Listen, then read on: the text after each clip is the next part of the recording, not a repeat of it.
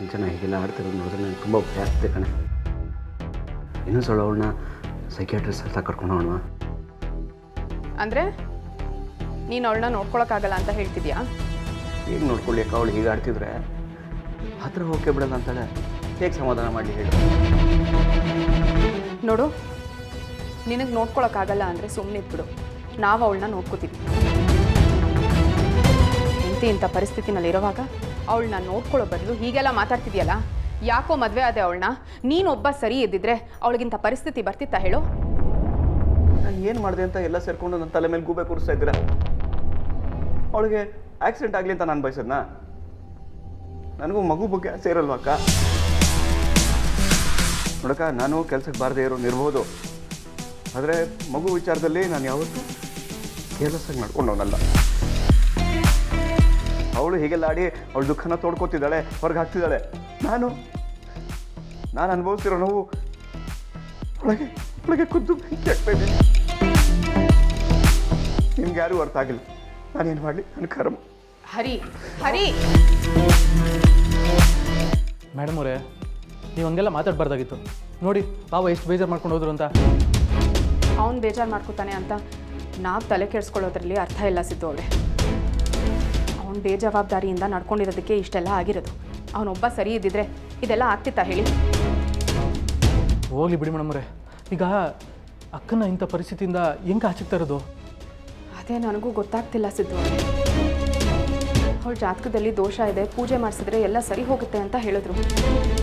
ಪೂಜೆನೂ ಮಾಡಿಸಿದ್ವಿ, ಏನೂ ಪ್ರಯೋಜನ ಆಗಲಿಲ್ಲ. ಹೊರಗೆ ನೋಡಿದ್ರೆ ನಮಗೆ ಊಹೆ ಮಾಡ್ಕೊಳಕ್ಕಾಗದೇ ಇರೋಷ್ಟು ನಡೀತಿದೆ. ಒಳಗೆ ಸಿಂಚನ ಹೀಗೆಲ್ಲ ಆಡ್ತಿದ್ದಾಳೆ. ಅಂದರೆ ನಮ್ಮನೆಯವರೇ ಇದರಲ್ಲಿ ಇನ್ವಾಲ್ವ್ ಆಗಿರ್ಬೋದಾ ಅಂತ ಅನ್ನಿಸ್ತಿದೆ. ಏನಂದ್ರೆ ನಮ್ಮನೆ ಮಗಳನ್ನ ನಾವು ಹಾಳು ಮಾಡ್ತಿದ್ದೀವ? ಹೀಗೆ ನಮ್ಮ ಮಗನ ಕಿವಿ ಊದಿ ಊದಿ ಊದಿ ಅವನನ್ನ ನಮ್ಮಿಂದ ಕಿತ್ಕೊಂಡೆ. ಈಗ ನನ್ನ ಮಗಳನ್ನು ಕಿತ್ಕೋಬೇಕು ಅಂತ ಇದೀಯಾ? ಅತ್ತೆ, ನಾನು ಹಾಗಲ್ಲ ಹೇಳಿದ್ದು. ಇನ್ನು ಹೇಗೆ ನೀನು ಈ ಮನೆ ಕಾಲಿಟ್ಟಾಗ್ಲಿಂದ ಅವಳು ಹೀಗೆ ಆಡ್ತಾ ಇರೋದು? ಅದ್ಯಾವ ದರಿದ್ರದ ಕಾಲೋ ನಿಂದು. ನೀನು ಇಲ್ಲಿಗೆ ಬಂದಾಗ್ಲಿಂದ ನಮ್ಗೆ ಯಾರಿಗೂ ನೆಮ್ಮದಿನೇ ಇಲ್ದಂಗಾಗಿದೆ. ಅವ್ವ, ಯಾಕವ ಅವ್ರು ಏನು ಹೇಳಿದ್ರು ತಪ್ಪು ತಿಳ್ಕೊತಿದ್ಯೆ? ಓಸಿ ಸಮಾಧಾನವಾಗಿರವ. ಸಮಾಧಾನವಾಗಿರುವಾಗಲೇ ಅಲ್ವೇನೋ ಹೊರಗಡೆ ಹೋದವಳು ಮತ್ತೆ ವಕ್ರಿಸ್ಕೊಂಡಿರೋದು, ನಮ್ಮಲ್ಲೇ ತಂದಿಡ್ತಾ ಇರೋದು. ಒಟ್ಟಿನಲ್ಲಿ ಇವಳಿಗೆ ನಾವು ಯಾರೂ ನೆಮ್ಮದಿಯಾಗಿರಬಾರ್ದು, ಇವಳು ಮಾತ್ರ ನೆಮ್ಮದಿಯಾಗಿರ್ಬೇಕು.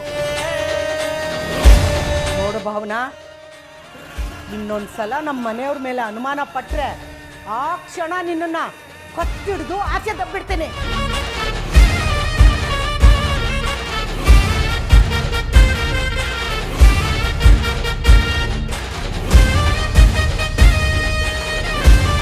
ಮೇಡಮೋರೆ, ದಯವಿಟ್ಟು ನನ್ನ ಕ್ಷಮಿಸ್ಬಿಡಿ. ನನ್ನಿಂದ ನೀವು ಇಂಥ ಮಾತುಗಳನ್ನೆಲ್ಲ ಕೇಳಬೇಕಾಗಿ ಬರ್ತಾಯಿದೆ. ಪದೇ ಪದೇ ನಿಮ್ಮ ಮನ್ಸಿಗೆ ನೋವಾಗ್ದನ್ನ ನನ್ನಿಂದ ನೋಡೋಕ್ಕಾಯ್ತಿಲ್ಲ ಮೇಡಮೋರೆ. ಸಿದ್ದು ಅವರೇ, ನಾನೇ ಇದ್ರ ಬಗ್ಗೆ ಅಷ್ಟೆಲ್ಲ ತಲೆ ಕೆಡ್ಸ್ಕೊಂಡಿಲ್ಲ ಅಂದಮೇಲೆ ನೀವು ಯಾಕೆ ಇಷ್ಟು ಯೋಚನೆ ಮಾಡ್ತಿದ್ದೀರಾ? ನೋಡಿ, ಈ ಮನೆಗೆ ಬಂದ ಮೇಲೆ ಇದೆಲ್ಲ ಆಗುತ್ತೆ ಅಂತ ನಮಗೆ ಚೆನ್ನಾಗಿ ಗೊತ್ತಿತ್ತಲ್ವ? ನಾವು ಈ ಮನೆಗೆ ಬಂದಿರೋ ಉದ್ದೇಶ ಏನು? ಈ ಮನೆಯವ್ರನ್ನ ಕಾಪಾಡಬೇಕು ಅಂತ. ಈಗ ನಡೀತಿರೋ ಸಮಸ್ಯೆ ಹಿಂದೆ ಇದಾನಲ್ಲ ಆ ವ್ಯಕ್ತಿ, ಅವನ ಬಗ್ಗೆ ಇನ್ನಷ್ಟು ತಿಳ್ಕೋಬೇಕು ಅಂತ. ಈಗ ನಾವು ಅದ್ರ ಕಡೆ ಗಮನ ಕೊಡೋಣ. ಅತ್ತೆ ಹೀಗೆಲ್ಲ ಮಾತಾಡೋದು ಹೊಸ್ತೇನಲ್ಲ ಬಿಡಿ. ನಿಮ್ಮ ತಾಳ್ಮೆಗೆ ಏನು ಹೇಳಬೇಕು ಅನ್ನೋದೇ ನನಗೆ ಗೊತ್ತಾಯ್ತಲ್ಲ. ನೀವೊಂಥರ ದೀಪ ಆಯ್ತು, ಜಗತ್ತಿಗೆಲ್ಲ ಬೆಳಕು ಕೊಟ್ಟರು ದೀಪದ ಕೆಳಗೆ ಕತ್ಲೆ ಅಂತಾರಲ್ಲ ಹಾಗೆ. ನಿಮ್ಮನ್ನು ಪಡೆದಿರೋ ನಾನು ಪುಣ್ಯವಂತ ಮೇಡಮರೇ. ಆ ಪುಣ್ಯ ಇನ್ನಷ್ಟು ಜಾಸ್ತಿ ಆಗಬೇಕು ಅಂದರೆ ಆ ವ್ಯಕ್ತಿ ಬಗ್ಗೆ ಇನ್ನಷ್ಟು ತಿಳ್ಕೋಬೇಕು. ಆದ್ರೆ ಈಗ ಏನು ಮಾಡೋದು ಮೇಡಮರೇ? ಆ ವ್ಯಕ್ತಿ ಕೋಮದಲ್ಲಿದ್ದಾನಲ್ಲ, ಅವ್ನ ಕೋಮದಿಂದ ಆಚೆಗೆ ಬರೋವರೆಗೂ ನಾವು ಕಾಯಬೇಕು, ಬೇರೆ ಏನೂ ಮಾಡೋಕ್ಕಾಗೋದಿಲ್ಲ. ನಾವಿಬ್ಬರು ನೇರವಾಗಿ ಹಾಸ್ಪಿಟಲ್ಗೆ ಹೋಗಿ ಅವ್ನ ಕಂಡೀಷನ್ ಏನು ಅಂತ ತಿಳ್ಕೊಳ್ಳೋಣ. ಆಮೇಲೆ ಏನು ಮಾಡಬೇಕೋ ಅದನ್ನು ಯೋಚನೆ ಮಾಡೋಣ. ಸರಿ ಮೇಡಮರೇ, ಹಂಗೆ ಮಾಡೋಣ.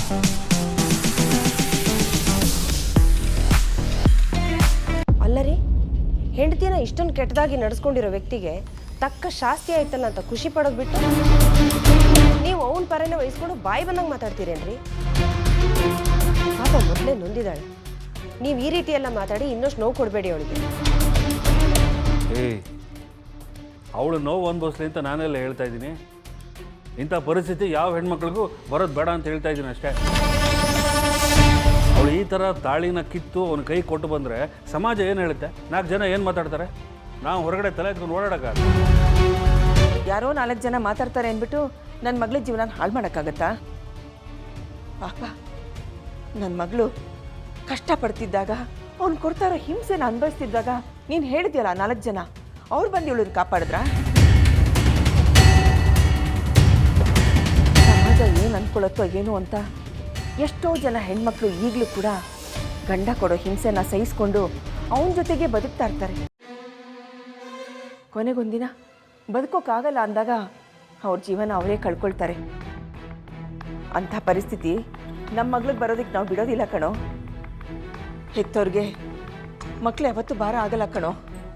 ನೋಡು, ಅವಳನ್ನ ಕೊನೆವರೆಗೂ ಇಲ್ಲಿಟ್ಕೊಂಡು ಅವಳನ್ನ ನಾವು ಚೆನ್ನಾಗಿ ನೋಡ್ಕೊಳ್ತೀವಿ.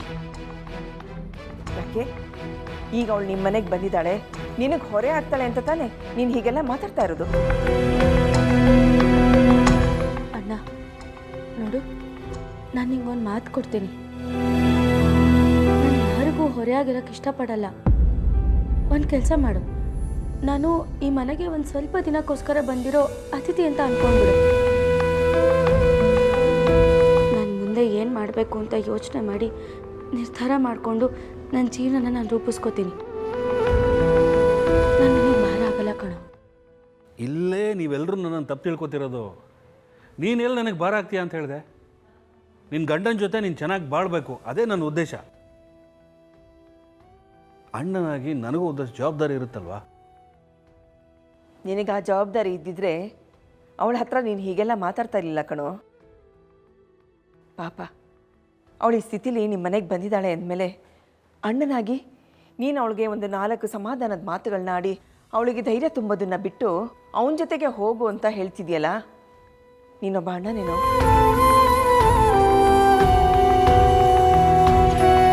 ನೋಡು, ಅವಳು ಇಲ್ಲಿರೋದು ನಿನಗಿಷ್ಟ ಇಲ್ಲ ಅಂದರೆ ಹೇಳು, ಅವಳ ಜೊತೆಗೆ ನಾವು ಮನೆ ಬಿಟ್ಟು ಹೋಗ್ತೀವಿ.